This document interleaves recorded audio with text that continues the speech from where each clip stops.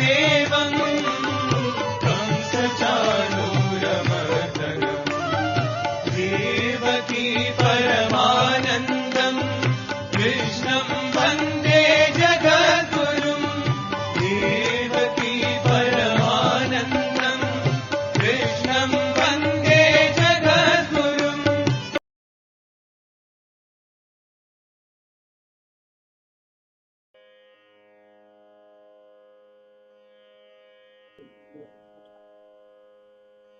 శ్రీ గురు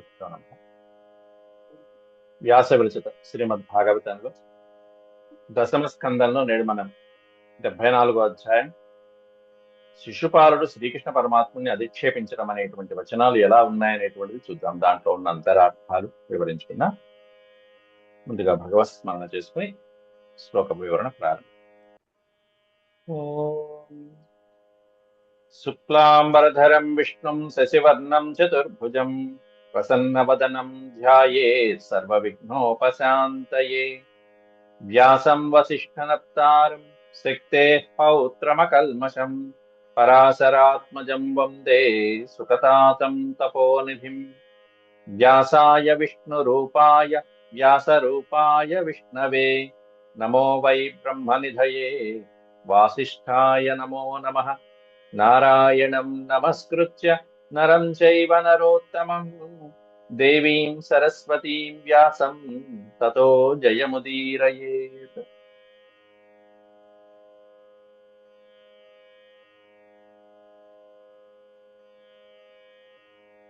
కృష్ణుని మేనత్తో కొడుకైనటువంటి శిశుపాలుడు రాజసూయ యాగంలో సమస్తమైనటువంటి రాజులతో పాటుగా అక్కడ వీక్షిస్తూ ఛేది దేశ రాజు అయినటువంటి ఆ శిశుపాలుడు కూడా అక్కడ ఉన్నాడు. ఈ శిశుపాలుడు గురించి మనం పూర్వ అధ్యాయంలో రుక్మిణీదేవి యొక్క ఘట్టాలు, వివాహ ఘట్టాలు మొదలైన సందర్భాల్లో కూడా మనం ప్రస్తావించుకున్నాం. అటువంటి ఆ శిశుపాలుడు ఇక్కడ శ్రీకృష్ణ పరమాత్ముడి యొక్క అగ్రపూజని అధిక్షేపిస్తున్నాడు. సహదేవుడు పూర్వ శ్లోకాలలో చెప్పాడు, రాజసూయం యాగమంతా కూడా పరిసమాప్తి అవుతున్నది.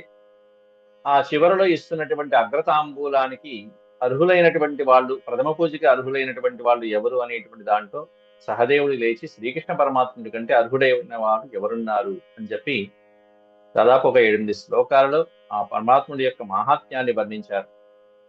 ఈ విధంగా చెప్తుంటే సభలో ఉన్నటువంటి బ్రాహ్మణులు, మహర్షులు మొదలైనటువంటి వాళ్ళందరూ సాధువచనాలు పలికారు. ఆయన సాధువచనాలు పలికేటప్పటికి ధర్మరాజు కాస్త బంగారు పాత్రలో ఆ కృష్ణ పరమాత్ముడి యొక్క పాదపద్మాలని పెట్టి ఆ ప్రక్షాళన చేసి ఆ పాద జలాన్ని, పవిత్ర జలాన్ని శిరస్సును ధరించి తన బంధువులు అయినటువంటి వాళ్ళందరికీ కూడా శిరస్సున ప్రోక్షణ చేశాడు. యజ్ఞం అయిపోయిన తర్వాత అవభృత స్నానం ఎలా చేస్తామో ఆ విధంగా శ్రీకృష్ణ పరమాత్ముని యొక్క పాదపద్మ జలాలని స్వీకరించాడు ధర్మరాజు. అనేకమైనటువంటి అలంకారాల్ని, వస్త్రాలని సమర్పించాడు. కనులారా తిలకించి మైమరిచిపోతున్నాడు. అక్కడ పుష్పవృష్టి కురిసింది. ఇత్తం సభాజితం వీక్ష్య సర్వే ప్రాంజలయో జనాః నమో జయేతి నేముస్తం నిపేతు పుష్పవృష్టయః. ఆ విధంగా పరమాత్ముడికి పూజ చేస్తూ ఉంటే పుష్పవృష్టి కురిసిందిట. అందరూ కూడా నమస్కారం చేసి, పౌరులు, సభాసదులందరూ కూడా నమస్కారం చేసి నుంచున్నారు. జయ శబ్దం అనేటువంటిది ఘోష చేస్తున్నారు. అందరూ సాధువచనాలు పలుకుతూ ఉంటే ఈ విధంగా అంగరంగ వైభవంగా స్వామివారి యొక్క ప్రథమ పూజ, అగ్రపూజ తాంబూలం జరుగుతూ ఉంటే ఇత్థం నిశమ్య దమఘోష సుతస్వపీఠాత్ ఉత్థాయ కృష్ణ గుణవర్ణన జాతమన్యుః ఉక్షిప్య బాహుమిదమాహ సదస్యమర్షి సంశ్రావయన్ భగవతే పరుషాణ్యభీతః. ఇత్థం నిశమ్య, ఈ విధంగా ఏ విధైతే కృష్ణ పరమాత్ముని యొక్క ప్రశంస జల్లులు కురుస్తున్నాయో అవన్నీ ఆలకించాడు. ఎవరు? దమఘోష సుతః, దమఘోషుని కుమారుడైనటువంటి శిశుపాలుడు విని స్వపీఠాత్ ఉత్థాయ, తన సింహాసనం నుంచి ఒక్కసారిగా లేచి కృష్ణ గుణ వర్ణన జాత మన్యుః, జాత అంటే జన్మించిన, శ్రీకృష్ణ పరమాత్ముని ఆ విధంగా ప్రశంసిస్తూ ఉంటే కలిగినటువంటి మన్యుః కోపంతో ఒక్కసారిగా లేచి సింహాసనం నుంచి ఉక్షిప్య బాహుమిదమాహ, ఉక్షిప్య బాహు, 2 చేతులు పైకెత్తి మరీ అరుస్తున్నాడు. ఏమిటా అగ్రపూజ్య తాంబూలాన్ని ఆపండి అంటూ కేకలు పెడుతూ ఇదమాహ సదసి అమర్షి, ఈ పదాన్ని విడి తీసుకుంటే సదస్యమర్షి, సదసి అమర్షి అనే పదం వస్తుంది. సదసి అంటే ఆ సభలో, అమర్షి సహించలేకపోయినటువంటి ఆ సూయతో కృష్ణుడికి ఈ విధంగా అగ్రతాంబూరణ అనేటువంటి ధరించలేక, ఓ పక్కన కోపంతో సహించలేక సంశ్రావయన్ భగవతే పరుషాణ్యభీత్య, శ్రీకృష్ణ పరమాత్ముడి గురించి పరుషమైనటువంటి అనేక కఠినమైనటువంటి వచనాలని సంశ్రావయన్, ఇక ఆ విధంగా పలుకుతున్నాడు. ఇక ఏ విధంగా పలుకుతా, సంశ్రావయన్ అంటే వినిపిస్తూ, కఠినమైనటువంటి మాటల్ని వినిపిస్తూ ఇక తాను పలికేటువంటి మాటల్ని పలుకుతున్నాడు. ఆహా అంటే పలుకుట అన్నట్టు. భయంకరమైన, ఇక శిశుపాలుడికి పుట్టినప్పుడే కృష్ణ పరమాత్ముడు తల్లికి ఇచ్చినటువంటి, వాళ్ళ తల్లికి ఇచ్చినటువంటి మాట ప్రకారం 100 దోషాలని ఉపేక్షిస్తానని చెప్పడం ఏదైతే ఉందో అది ఇంతటితో సమాప్తమైపోతూ ఉంటుంది. ఇప్పుడు వీడు పలికేటువంటి మాటలన్నీ స్వామి లెక్కేసుకుంటూ ఉంటాడు. మొట్టమొదటిగా సభాసదుల్ని శిశుపాలుడు మందలిస్తున్నాడు. ఈ చిన్నపిల్లవాడు సహదేవుడు ఏదో చెప్తే మీరందరూ దానికి వంతపాటి శ్రీకృష్ణుని పూజిస్తారా? ఇక్కడ ఎంతమంది లేరు? ఈశో దురత్యయ కాల ఇది సత్యవతీ శృతి వృద్ధానామపి యద్బుద్ధిర్బాలకైర్ బాలవాక్యైర్ విభిజ్యతే. కాలం అనేటువంటిది, కాలాన్ని మించినటువంటిది ఏదీ లేదు. పెద్దలు చెప్తూ ఉంటారు, శృతి వాక్యం అది, పైగా వేదవాక్యం కూడా. అది మీరు నిజం చేస్తున్నారా? సత్యవాక్యం చేస్తున్నారు. ఏమిటి? కాలః దురత్యయ ఇది శృతి, కాలము దాటశక్యము కానిది, కాలాన్ని అధిగమించలేము అనేటువంటి శృతి వాక్యం ఏదైతే ఉంటుందో దాన్ని మీరు సత్యం చేస్తున్నారు మీరందరూ కూడా. కాల దురత్యయ ఈశః, ఈశః అంటే ప్రభువు. దాటశక్యము కానటువంటిది ఏదైతే ఉంటుందో అది కాలం అనేటువంటిది, అది ప్రభువుతో సమానం, అందరికంటే మించినటువంటిది. కాబట్టి కాలమే ప్రభువు, కాలము దాటరానటువంటిది అనేటువంటిది ఏదైతే ఉంటుందో ఆ వేదోక్తి మీరందరూ నిజం చేస్తున్నారు. ఎందుకని? మీరింత వృద్ధులు, జ్ఞానవృద్ధులై ఉండి కూడా, వృద్ధానామపి జ్ఞానవృద్ధులై ఉండి కూడా, యద్ బుద్ధిర్ బాలవాక్యై, ఇంత బుద్ధిమంతులున్నారు, వృద్ధులున్నారు, వాళ్ళందరూ కూడా ఒక బాలుడు చెప్పినటువంటి వచనాలని ఆలకించి ఆలోచించకుండా దానికి తల ఊపేసి మీరందరూ కూడా మాట్లాడకుండా మీరందరూ ఆయన చెప్పిందే చేయడం మొదలు పెట్టారంటే మీ బుద్ధి పెడచెవిని కొట్టిందేమో. ఏమీ మారు మాటలు కూడా మాట్లాడట్లేదు. కాబట్టి మీ బుద్ధి కూడా బాలవాక్యాల్లాగే అయిపోయినాయి. విభిజ్యతే బాలవాక్యై విభిజ్యతే యత్ విభజ్యతే. విభిజ్యతే అంటే విభిన్నం అయిపోవడం, మారిపోవడం. మీ బుద్ధి కూడా చిన్న పిల్లవాడి యొక్క బుద్ధి లాగా మారిపోతున్నది. అట్లా మారిపోతున్నదంటే కాలం ఎంత గొప్పదో కదా అని చెప్పి ముందు కాలం యొక్క ప్రభావాన్ని ప్రశంసించి, మీరందరూ ఇంత గొప్పవాళ్ళు కదా, ఆలోచించక్కర్లేదా అంటూ సభాసదుల్ని ఒకవైపు మెచ్చుకుంటూ మరోవైపు తన వైపు తిప్పుకుంటున్నాడు ఇక మెల్లగా. యూయం పాత్ర విదాం శ్రేష్ఠ మామంధ్వం బాలభాషితం. బాలభాషితం అంటే చాలు, ఇక్కడ షీకి దీర్ఘం అక్కర్లేదు, పుస్తకంలో ఉంటే దిద్దుకోండి. బాలభాషితం. సదసస్పతయః సర్వే కృష్ణో యత్సమ్మతోర్హణే. యూయం పాత్ర విధం. పాత్ర అంటే అర్హత. దాన్ని మనం సత్పాత్ర అపాత్ర అనే పదం తెలుసు. అపాత్ర దానం అంట. పాత్ర అంటే అర్హత, అర్హత తగ్గట్టుగా మనం దానం చేయడం. ఇక్కడ పాత్ర విధాం అంటే మీరందరూ ఎంత అర్హులైనటువంటి వాళ్ళు, విద్యా వినయ సంపన్నులైనటువంటి వాళ్ళు. సదస్పతయః యూయం సర్వే పాత్ర విధాం. సదస్పతయః అనేటువంటిది ఓ సభాసదులారా అని సంబోధన వాచం. సదసి పతయః, సదస్పతయ, సదస్సులో ఉండేటువంటి పెద్దవారు ఎవరైతే ఉంటారో వాళ్ళందరూ కూడా సర్వే, మీరందరూ కూడా యూయం సర్వే పాత్ర విధాం శ్రేష్ఠాః, ఎంత గొప్పవాళ్ళు, ఎంత మహానుభావులు, అందరూ ఏ విధమైనటువంటి యోగ్యత కలిగినటువంటి శాస్త్ర నిష్ణాతులైనటువంటి వాళ్ళు. అట్లాంటిది బాలభాషితం, చిన్న పిల్లవాడు పలికినటువంటి మాటల్ని పట్టుకుని కృష్ణో యత్ సమ్మతోర్హణే, కృష్ణుడు ఈ ప్రథమ పూజకి అర్హుడు అనేటువంటి దాన్ని మీరు ఈ విధంగా చేస్తున్నారంటే ఎంత తప్పులో పడిపోతున్నారు. మీరందరూ ఆలోచించాల్సింది కదా. కాబట్టి ఇక్కడ మామధ్వం మామధ్వం అనే పదం ఉంది చూసారా. మామధ్వం అనే పదానికి అర్థం మన్నించకండి అని అర్థం. మా అనేటువంటిది నిషేధార్థకం.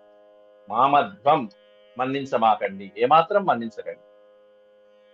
ఏం మన్నించద్దు? కృష్ణో యత్ సమ్మత అర్హణే. అర్హణి అనే పదానికి అర్థం ప్రథమ పూజకి అర్హుడైనటువంటి వాడు. సమ్మతి అనేటువంటి సమ్మతిని మీరు మామధ్వం మీరు మన్నించమాకండి. కాబట్టి కృష్ణుడు అసలు ఏ విధంగానూ దీనికి యోగ్యుడైనటువంటి వాడు కాదు. అది నేను చెప్తాను వినండి. వాడు చిన్నపిల్లవాడు, వాడికి తెలియదు. ఎందుకంటే ఇక్కడ ఎంతమంది ఉన్నారు సభలో, సదస్సులో? తపో విద్యావ్రతధరాన్ జ్ఞాన విధ్వస్త కల్మషాన్ పరమ ఋషీన్ బ్రహ్మనిష్టాం లోకపాలైశ్చ పూజితాన్ సదస్పతీన్ అతిక్రమ్య గోపాలః కులపాంసనః యథా కాకః పురోడాశం సపర్యాం కథమర్హతి. ఇంతమంది గొప్ప వాళ్ళని పెట్టుకుంటూ ఇంతమంది సభలో ఉంటే వీళ్ళని కాదని చెప్పేసి ఒక గోపాలకుడు, కుల నాశకుడైనటువంటి వాడు, అట్లాంటి వాడు అగ్ర పూజకి తాంబూలానికి అర్హుడంటే మీరు చెప్పడము, ఆయన ఎక్కి కూర్చోవడము, మీరు పూజ చేయడం ఏమిటిదంతా? ఎంతమంది ఉన్నారు? తపో విద్యావ్రతధర అని ఉన్నారు ఇక్కడ. తపస్సు చేస్తున్నటువంటి బ్రహ్మాండమైనటువంటి తపశ్శక్తి సంపన్నులైనటువంటి వాళ్ళు ఉన్నారు, వ్యాస భగవానుడు లాంటి వాళ్ళు. విద్యావ్రతధర అనేక మంది విద్యావేత్తలు ఉన్నారు. ద్రోణాచార్య, కృపాచార్య మొదలైనటువంటి విద్యావేత్తలు ఎంతో మంది ఉన్నారు. జ్ఞాన విధ్వస్త కల్మషాన్, దేవాది దేవతలే ఉన్నారు, ఇంద్రాది దేవతలు మొదలైనటువంటి వాళ్ళు ఉన్నారు. బ్రహ్మ ఈశ్వరుడు కూడా ఉన్నాడు అక్కడ. జ్ఞాన విధ్వస్త కల్మషాన్, జ్ఞానపరులైనటువంటి వాళ్ళు ఉన్నారు. జ్ఞానము చేత నశింప చేయబడినటువంటి అనేకమైనటువంటి పాపాలు కలిగిన వాళ్ళు ఉన్నారు. అంటే వాళ్ళ జ్ఞానంతోనే ఆధ్యాత్మిక జ్ఞానం అవ్వచ్చు, అద్వైత జ్ఞానం అవ్వచ్చు, వాటి వలన కల్మషాన్ విధ్వస్తం, వాళ్ళ యొక్క పాపాలని, పొరపాట్లని, అనేకమైనటువంటి లోపాలని కూడా విధ్వంసం చేసినటువంటి పుణ్యాత్ములైన జ్ఞానవేత్తలు ఉన్నారు ఇక్కడ. పరమ ఋషులు ఉన్నారు. బ్రహ్మనిష్టాం లోకపాలయిశ్చ, అనేక మంది బ్రహ్మనిష్ఠులైనటువంటి వాళ్ళు ఉన్నారు. లోకపాలకులే ఉన్నారు స్వయంగా.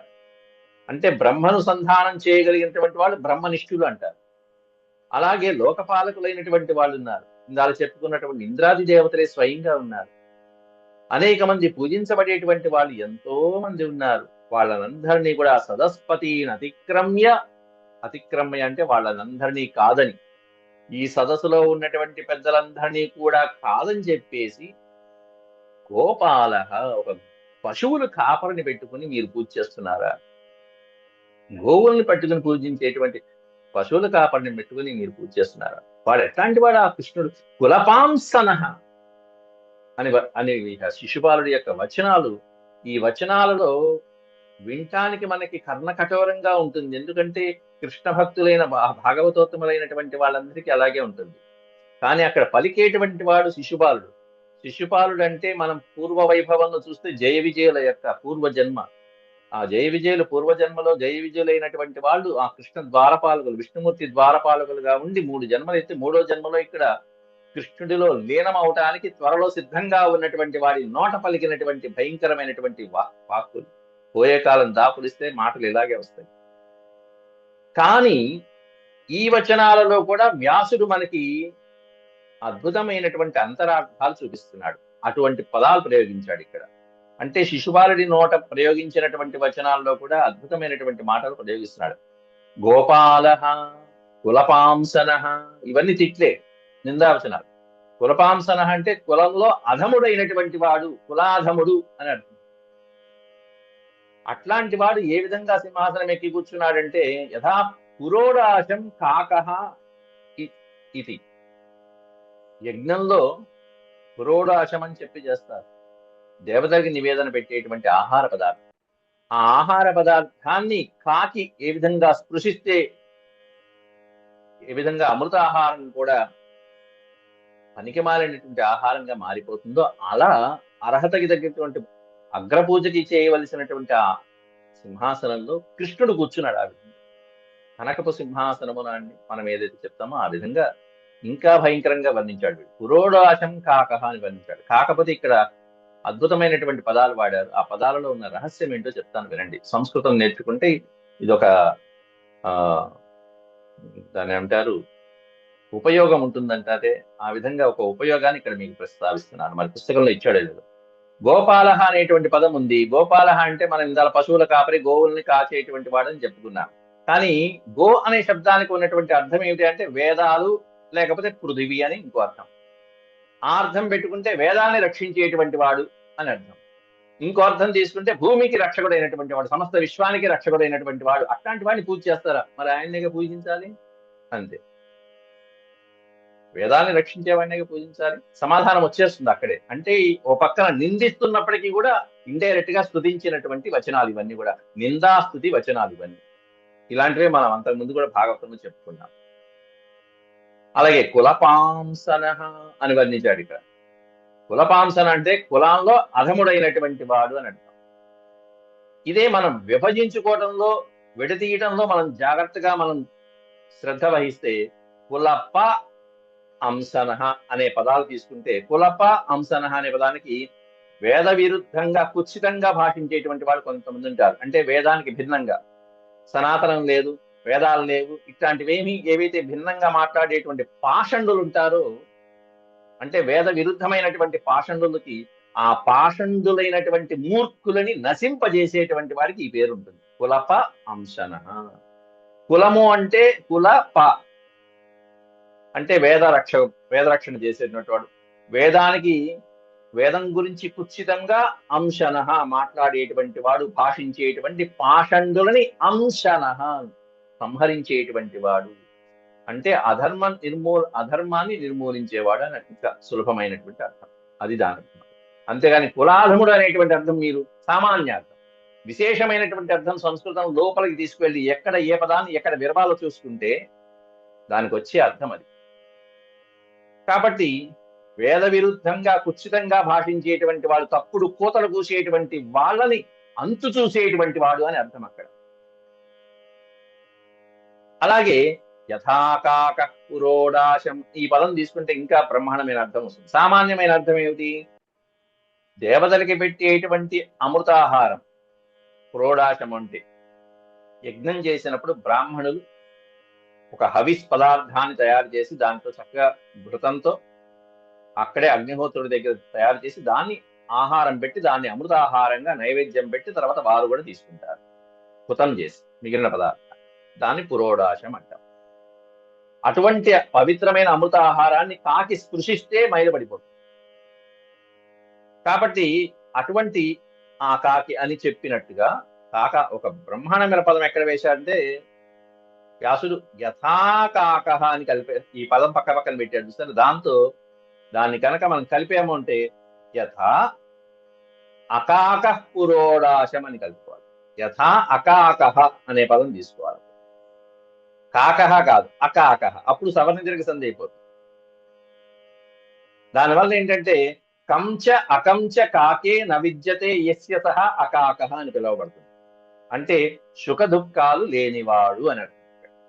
కమ్ము అకము, సుఖము దుఃఖము. కమ్ అకం అంటే సుఖము దుఃఖము లేనటువంటి వాడు ఎవరు? పూర్ణకాముడైనటువంటి వాడు ఎవరైతే ఉంటాడో ఆ పరమాత్ముడు అని చెప్పడం దాని అర్థం.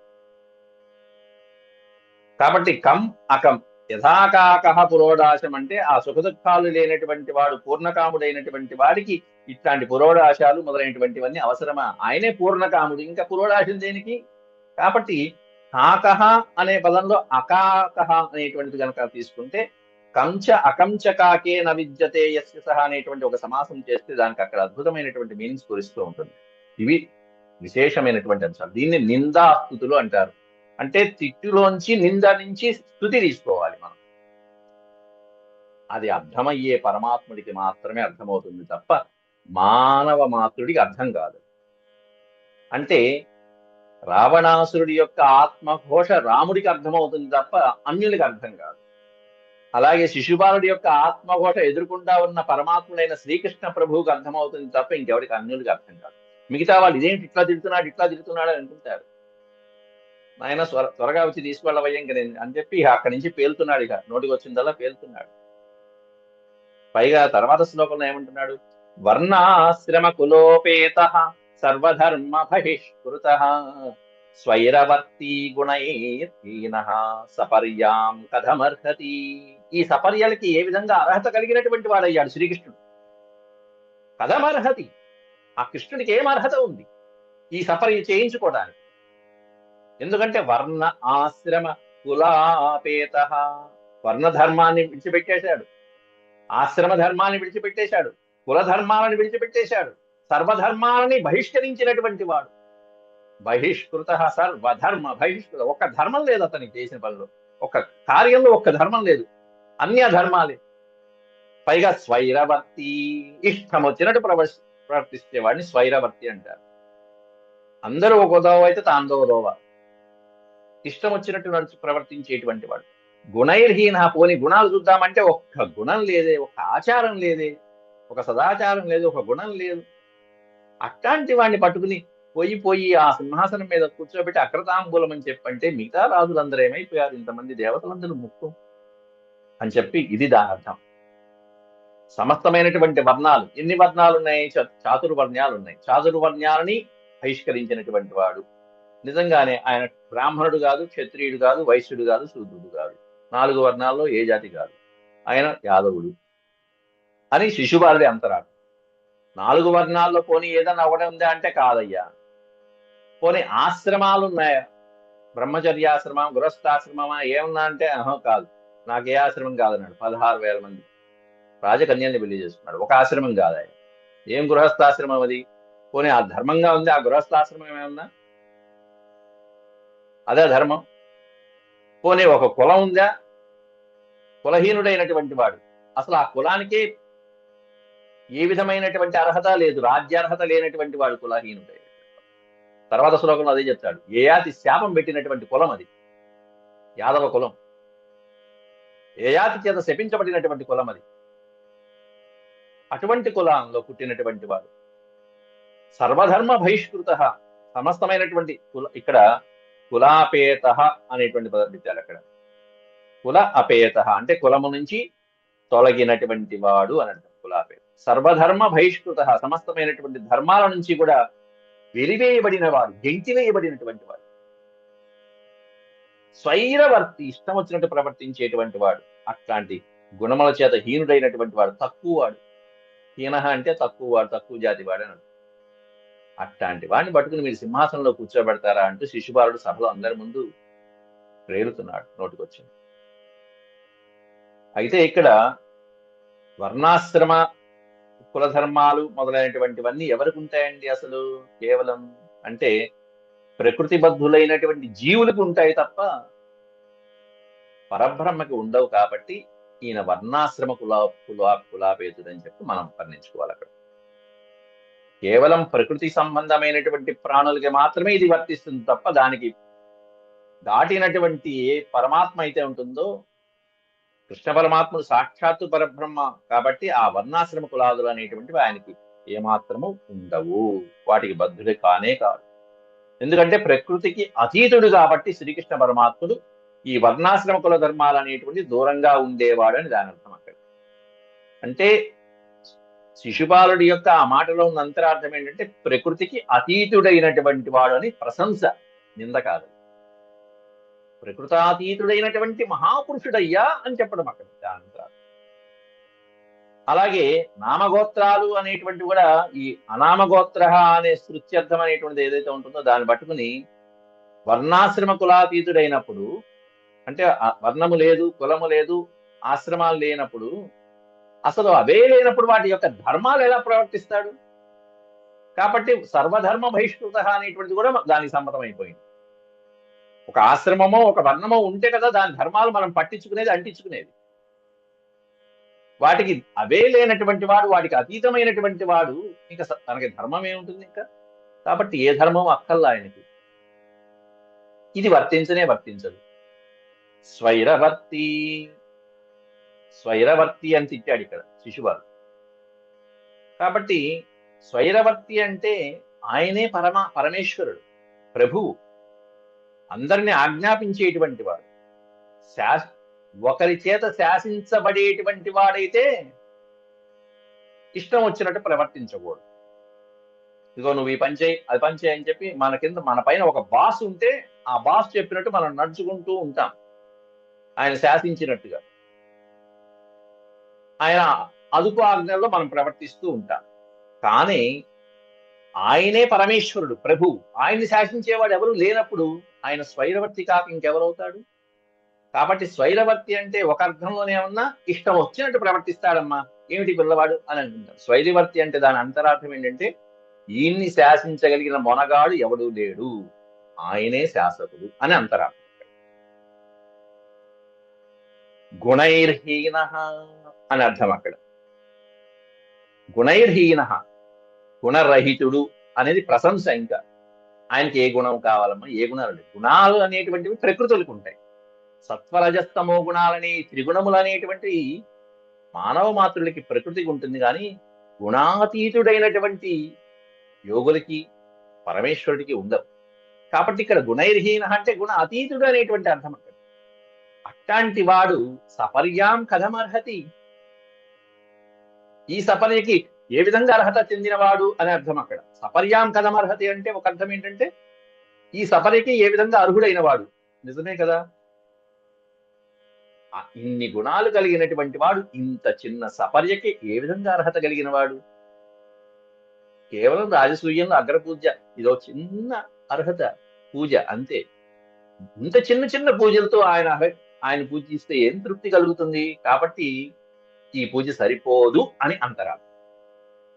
అంటే ఇంతకంటే విశేషమైన పూజతో ఆయన సత్కరించాలి అని రెండో అర్థం.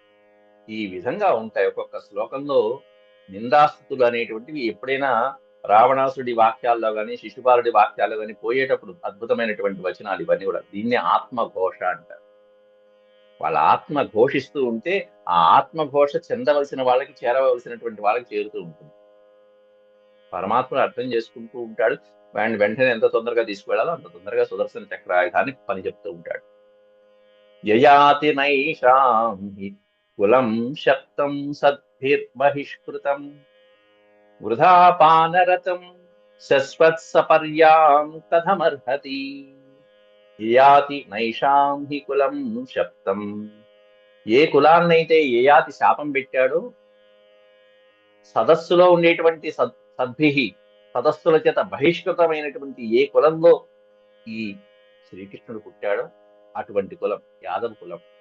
యయాతి వృద్ధుడైపోయి తన కుమారులు యదువు మొదలైనటువంటి వాళ్ళు ఎవరైతే ఉన్నారో వాళ్ళని తన వృద్ధత్వాన్ని తీసుకుని వాళ్ళ యవ్వనాన్ని ఇవ్వమని చెప్పి అడుగుతాడు. దాంతో పెద్దవాడైనటువంటి యదువు తిరస్కరిస్తాడు. ఏమిటి నువ్వు అడిగేది ఏమైనా సమంజసంగా ఉందా? అక్కడి నుంచి వచ్చిందే యదు వంశం. దాంతో యయాతి శాపం పెడతాడు, మీ యాదవులైనటువంటి వాళ్ళకి రాజ్య పరిపాలన మొదలైనటువంటివి అర్హత ఉండదు అని చెప్పి అటు పశ్చిమ దేశాలలో జీవించమని చెప్పి కూడా ఆదేశిస్తాడు యయాతి వాళ్ళని. కాబట్టి యయాతి నా ఏషాం హి కులం శప్తం, ఏ కులాన్నైతే శాపం పెట్టాడో యయాతి అటువంటి కులంలో జన్మించబడింది. అంటే వాళ్ళ కులమే శపించబడినటువంటి కులం అది. సత్పురుషుల చేత బహిష్కరించబడిన, వెలివేయబడినటువంటి కులం అది. అట్లాంటిది వృధాగా, అనవసరంగా, వ్యర్థంగా, పైగా ఈ కులంలో వాళ్ళు ఎప్పుడు ఏమిటి పానరతం. పానరతం అంటే మద్యపాన రక్తులే ఉంటారట. వంశాన్ని వీళ్ళ యదువంశాన్ని నాశనం చేసింది ఇదే పానరతం. సాంబుడు మొదలైనటువంటి వాళ్ళందరూ మద్యం మత్తులో చివరికి ఋషుల దగ్గర కూడా అవమానం పాలు అయ్యారు. కాబట్టి పానరతం అనేటువంటి శిశుపాలుడు ప్రయోగించాడు ఇక్కడ. బలరాముడు కూడా అంతే. కృష్ణుడు ఒక్కడే తప్ప బలరాముడు కూడా పానరతుడే, మద్యపాన రతుడు, సురాపానం. ఎటువంటి పానం చేస్తాడనేది భాగవతంలో మనం చెప్పుకున్నాం. దేవేంద్రుడి చేత పంపబడినటువంటి సోమపానం చేసేటువంటి వాడు బలరాముడు. అదే మాట ఇక్కడ ప్రయోగిస్తున్నాడు. వృధా పానరతం, వీళ్ళ వంశమే వృధా.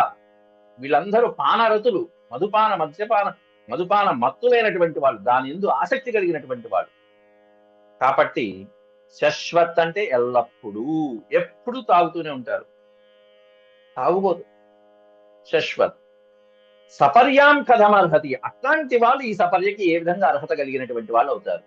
పైన పదమే సపర్యాం కథమర్హతి. నిజమే, ఇట్లాంటి సపర్యలకి కృష్ణ పరమాత్ముడు అర్హుడు కాదు. ఇది చాలా తక్కువ సపర్య ఆయన పోల్చుకుంటే అని చెప్పి దీన్ని వర్ణిస్తే, యయాతి చేత శపించబడినటువంటి ఈ కులం అనేటువంటిది మహిమ శపించబడినప్పటికీ కూడా పరమాత్ముడి యొక్క పాదము మోపటం వలన ఎప్పటికీ తరిగిపోనటువంటి వైభవాన్ని సంతరించుకుంది ఈ యయాతి శాపం పెట్టినప్పటికీ. అటువంటి వంశంలో ఈయన జన్మించాడు. ఆ వంశాన్నే, శపించబడినటువంటి వంశాన్నే ఈయన ఇంకా అద్భుతంగా తీర్చిదిద్దాడు. ఇలాంటిదే ఉదాహరణ చెప్పాలి అంటే, పరమేశ్వరుడు శ్మశానంలో ఆయన కాపలాగా ఉన్నాడన్న. శ్మశానంలో ఉన్నటువంటి విభూతిని రాసుకుంటున్న, భస్మాన్ని రాసుకుంటున్నాడు అని చెప్పంటుంది పార్వతీదేవి. పరమేశ్వరుడే బ్రహ్మచారి వేషం. బూడిద రాసుకుంటాడమ్మా, అతన్ని పోయి పెళ్లి చేసుకుంటావేమిటంటుంది. పార్వతీదేవి అక్కడ సమాధానం చెప్తుంది, అంటే అపవిత్రమైనటువంటి ఆ బూడిదని కూడా పవిత్రం చేయగలిగిన శక్తి ఒక్క పరమేశ్వరుడికే ఉందయ్యా, మరి ఇంకెవరికి ఉంది అని చెప్తుంది సమాధానం. ఇంకా ఏ దేవుడికి లేదు. అది అపవిత్రంగా మీరు అనుకుంటున్నారు. అటువంటి భస్మాన్ని కూడా ఈయన యొక్క స్పర్శ వలన అది కూడా పావనమైపోతూ ఉంటుంది. ఆ ధూళిని తీసుకునే కుబేరుడు, ఆ ఇంద్రుడు వాళ్ళ అద్భుతమైనటువంటి పదవుల్ని పెంపొందించుకుంటున్నారే. అట్లాగే శపించబడినటువంటి ఈ వంశాన్ని కూడా పరమాత్ముడి యొక్క పాదస్పర్శ వలన పావనం చేసేశాడు. అటు బృందావనం ఏమిటి, అటు పూరి ఏమిటి, ఎంత అద్భుతమైనటువంటి పరమాత్ముని యొక్క పాదము వలన పవిత్రమైనటువంటి తీర్థాలు అయిపోయినాయి అవన్నీ. ఒక వంశమే కాదు, దేశాలే ఆ విధంగా పావనమైపోయినాయి. అందువల్ల ఈ కులం సత్పురుషుల చేత బహిష్కరించబడింది అంటాడు. తద్భిః బహిష్కృతం. అంతేకాకుండా ఇక్కడ సత్పురుషులు అనేటువంటి వాళ్ళు అందుకొనరానిదిగా ఉన్నది అని చెప్పాను అర్థం.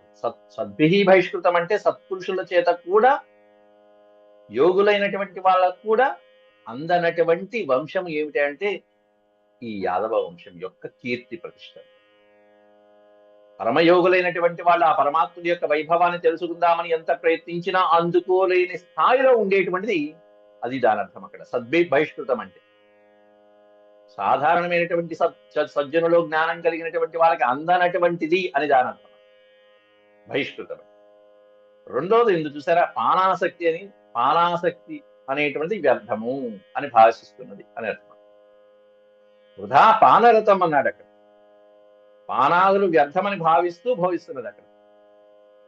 అంటే పానాదులు అంటే రకరకాలైనటువంటి పానము, సురాపానం మొదలైనటువంటివి ఇవన్నీ వ్యర్థమని భావించి ఈ వృధా అనేటువంటి కలిపేశారు. అందుకే అది మనం చూసుకోవాలి.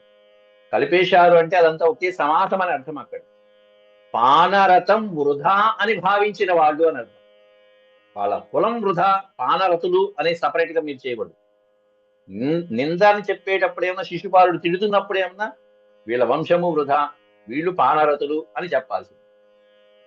కానీ సమాసం చేసి స్తుతి చేసేటప్పుడు పానరతము వృధా అని భావించేవాళ్ళు అని అర్థం చెప్తారు. అంటే మద్యపానము వృధా, తాగవద్దు, ఇది నిషేధించబడినది అని తెలుసుకున్నటువంటి వాళ్ళు అని దాని. సోమపానము, సురాపానము వృధా అని తెలుసుకున్నటువంటి వాళ్ళు ఎవరైతే ఉంటారో అట్లాంటి భావించేటువంటి పరమాత్ముణ్ణి కూర్చోబెట్టారు. కాబట్టి ఇంత గొప్ప వాడికి ఈ సపర్యలు ఏం సరిపోతాయి చెప్పు? ఈ రాజసూయం అగ్రతాంబూలం సరిపోదు, ఇంతకంటే మించింది చెయ్యాలని దాని అర్థం అక్కడ నిందా. ఈ విధంగా ఒక్కొక్క శ్లోకంలో అద్భుతమైనటువంటి నిందని, ఓ పక్కన స్తుతిని వ్యాసుల వారు మనకు అందిస్తూ, శిశుపాలుడి యొక్క నిందా వాక్యాలని మనం భాగవతంలో కొన్ని అందించారు, ఇక్కడ భారతంలో అన్ని అందించారు. కేవలం భాగవతంలో కొద్ది మాత్రమే అందించారు. కాబట్టి ఇంకా ఎక్కువ తెలుసుకోవాలనుకుంటే మళ్ళీ దాంట్లో భారతాన్ని సమన్వయం చేసుకుంటూ ఉండాలి. అంతవరకు సెలవు. మిగతా శ్లోకాల నుంచి రేపు మనం ప్రవచించుకుని శిశుపాలుని యొక్క వధాఘట్టాన్ని పూర్తి చేసుకున్నాం. అంతవరకు సెలవు. ఓం శాంతి శాంతి శాంతి. యదక్షరపదభ్రష్టం మాత్రాహీనం చ యద్భవేత్ తత్సర్వం క్షమ్యతాం దేవనారాయణ నమోస్తుతే. సర్వం శ్రీకృష్ణార్పణమస్తు. హరి ఓం.